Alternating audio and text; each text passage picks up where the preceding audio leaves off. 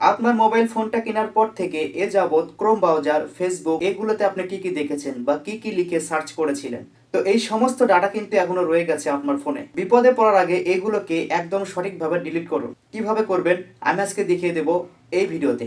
যদি ভিডিওটা ভালো লেগে থাকে তাহলে অবশ্যই চ্যানেলটাকে সাবস্ক্রাইব করুন, অন্যকে শেয়ার করে দিন। চলুন শুরু করা যাক।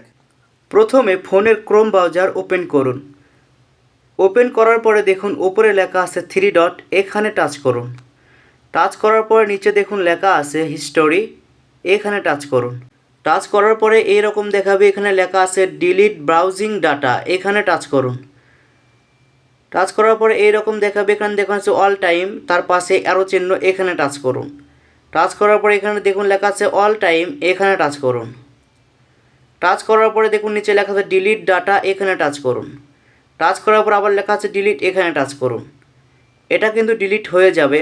ক্রোম থেকে সব কিছু ডিলিট হয়ে গেছে। এবার ফোনের ফেসবুকটাকে ওপেন করুন। ওপেন করার পরে এইরকম দেখাবে, এখান থেকে দেখুন 3 ডট 3 লাইন, এখানে টাচ করুন। টাচ করার পর দেখুন সেটিং অ্যান্ড প্রাইভেসি, এখানে টাচ করুন। টাচ করার পরে দেখুন নিচে লেখা আছে সেটিং, এখানে টাচ করুন। টাচ করার পরে এরকম দেখাবে, এখানে দেখুন লেখা আছে see more in account centre, এখানে টাচ করুন। টাচ করার পরে এরকম দেখাবে, এখানে দেখুন লেখা আছে ইওর ইনফরমেশন অ্যান্ড পারমিশন, এখানে টাচ করুন।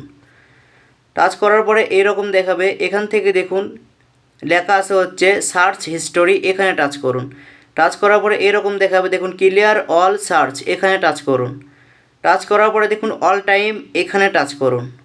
টাচ করার পরে ক্লিয়ার অল সার্চ, এখানে একবার টাচ করে দিন। এসব কিছু কিন্তু ডিলিট হয়ে যাবে।